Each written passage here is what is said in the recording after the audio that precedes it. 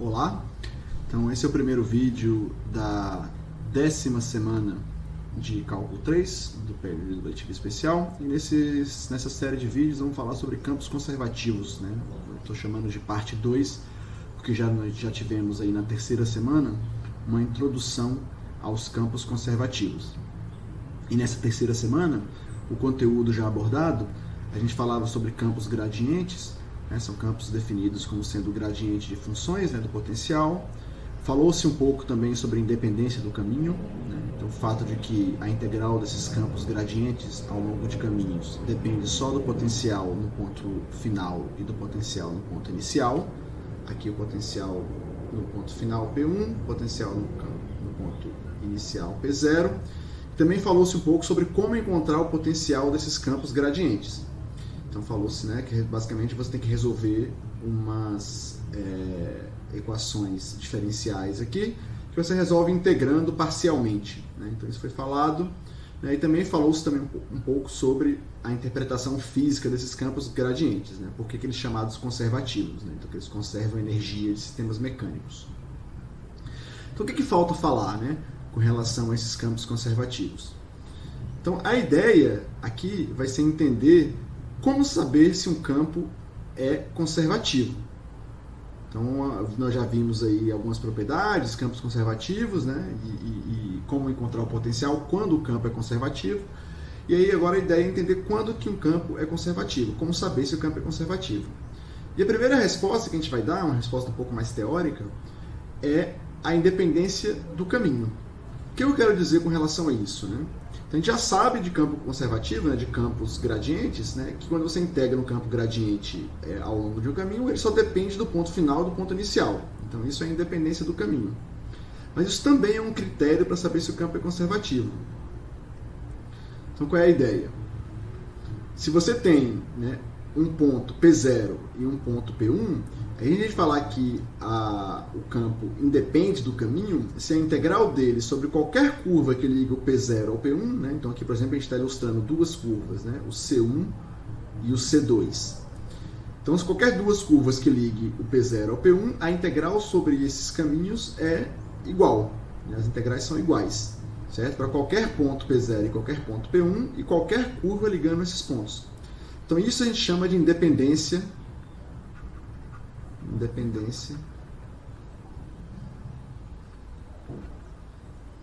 do caminho. Então a gente sabe que um campo conservativo satisfaz isso, mas isso também é um critério para saber se o campo é conservativo. Então, como é que a gente vai construir o potencial a partir dessa informação? Então vamos tentar entender, por exemplo, um caso bastante simples, que em dimensão 1. Né? Então o que acontece? Um campo em dimensão 1 é basicamente uma função, certo? E um potencial é uma outra função satisfazendo essa equação aqui, certo? Então o gradiente de uma função de uma variável é simplesmente a sua derivada, né? Então ter um potencial significa simplesmente satisfazer essa equação. Então todo campo em dimensão 1 independe do caminho. Você pode entender isso da seguinte forma, né? Então, se você pega dois pontos na reta, então você tem vários caminhos possíveis ligando esses dois pontos, mas todos têm que estar na reta. Então, você pode ligar direto, ou você pode começar indo para trás, depois voltar e chegar aqui, ou você pode passar direto e depois voltar. Mas em todos esses caminhos a integral é igual, porque nesses caminhos sobressalentes, né, onde você ou antes de ir na direção do x, vai para trás e volta, esse ir e voltar, as integrais se anulam. E se você passa direto, você tem que voltar. E aí, ao voltar, você se anula também, né?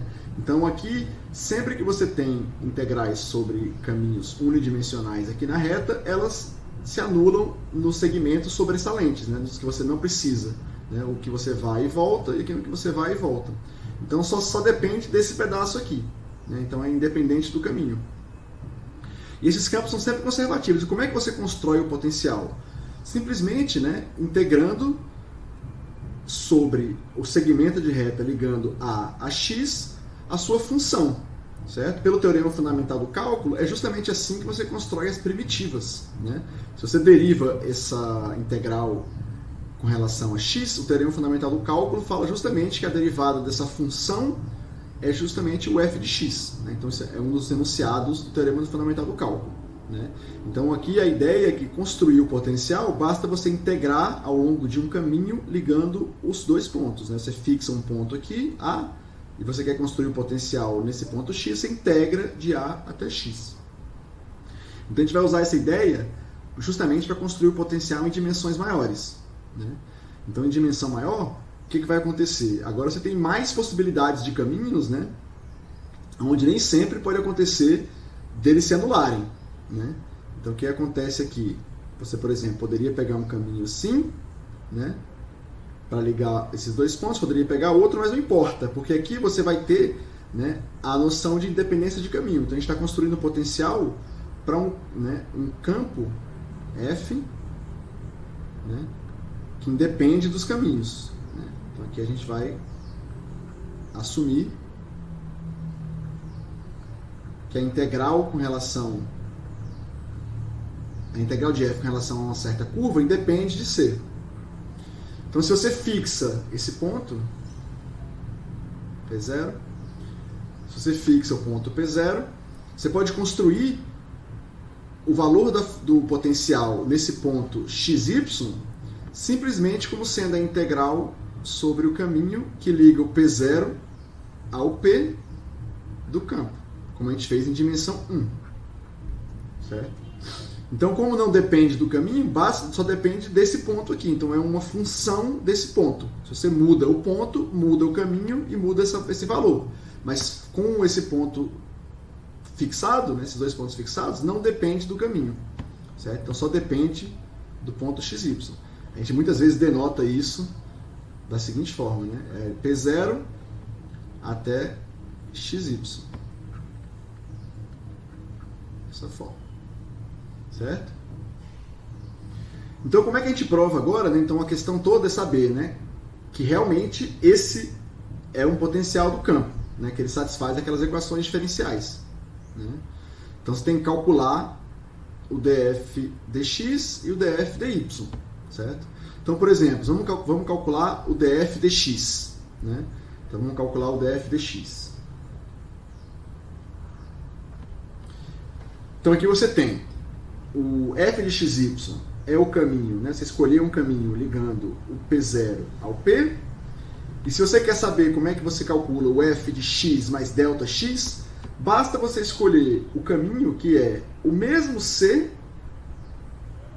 e depois você escolhe um segmento de reta paralelo ao eixo x. Certo? Então esse segmento aqui eu vou chamar ele de gama. Certo?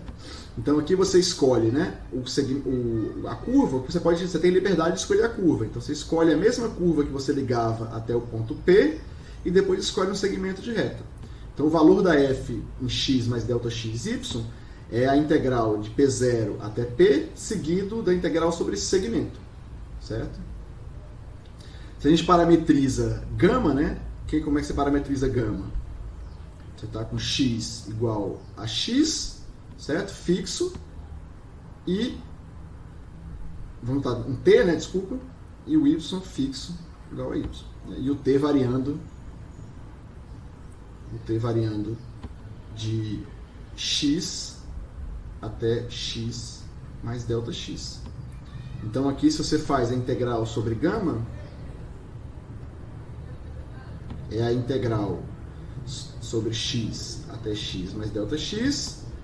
Como o y está fixo, né, o f2 dy é zero. Então fica só o f1 dx. Isso aqui é o f1 dx mais f2 dy. Então, essa parte aqui, como y é constante, certo? Esse cara aqui vai ser zero. Então fica só a integral sobre f1. A parametrização está aqui. Dy. E o dx é x' de t dt. Então fica simplesmente dt. Certo? Então essa é a integral. Então, quando você fizer o f de x mais delta xy menos f de xy sobre delta x, certo? Que seria para calcular a derivada com relação a x, né? As integrais na primeira curva, né? Nessa curva aqui, vão cancelar e vai sobrar só a integral sobre gama, que a gente calculou aqui embaixo. Então é simplesmente essa integral sobre gama dividido por ΔX. E agora você lembra, isso aqui é exatamente, né, você está com o y fixado, é o teorema fundamental do cálculo.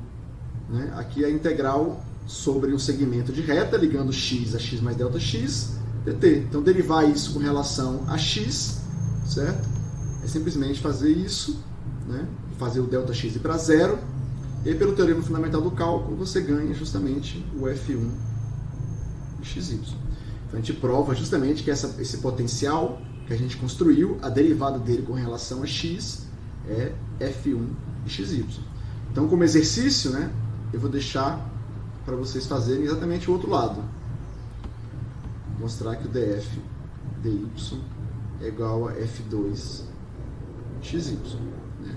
A ideia é agora usar segmentos de reta paralelo ao eixo y. Esse argumento vale em dimensões maiores, né? Agora você vai ter só que pegar curvas em dimensão 3 ou dimensão 4, mas o potencial sempre é construído dessa forma, integrando ao longo de caminhos.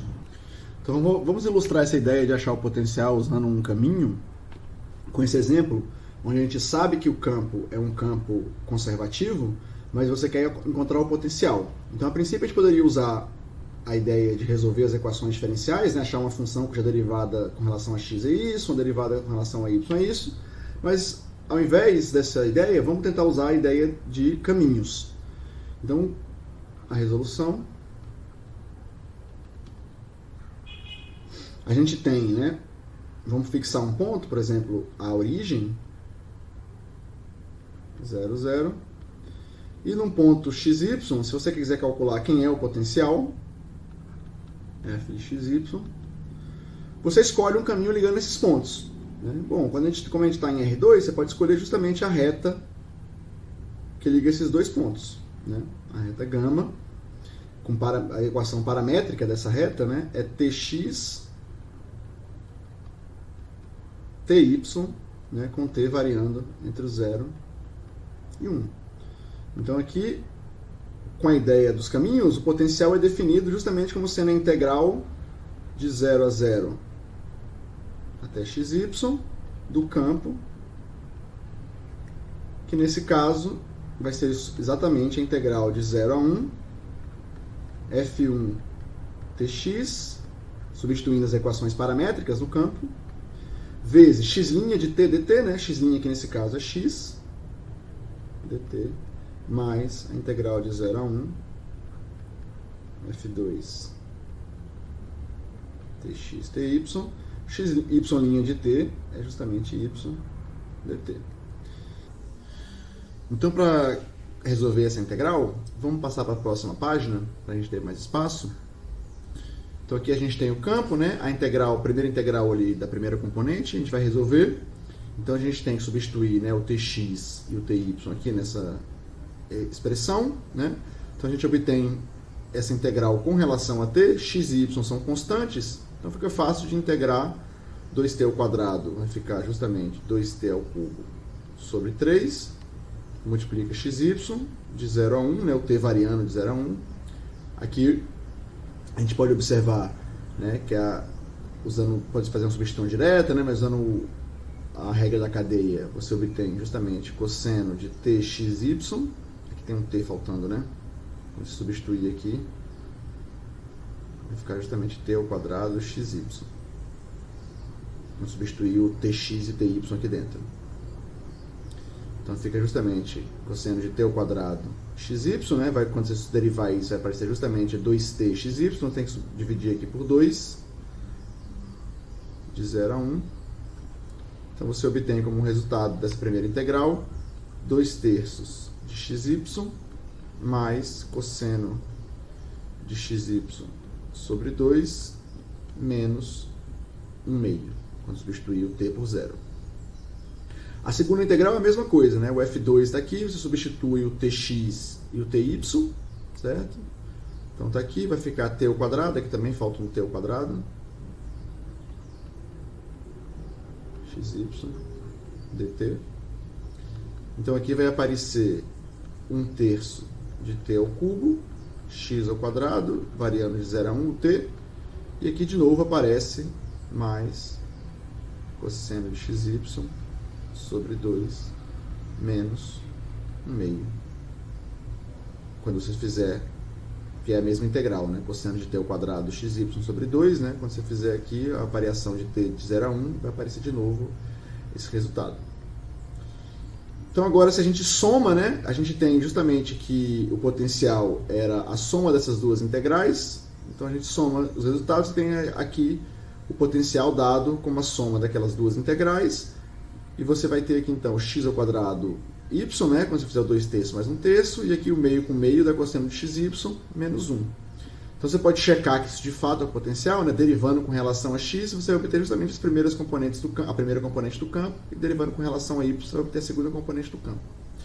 Então isso é uma outra maneira de obter o potencial integrando ao longo de caminhos, né? Nesse caso a gente integrou ao longo do caminho que liga o 0, 0 ao xy por meio de um segmento de reta, né? Isso te dá uma construção concreta aí do potencial.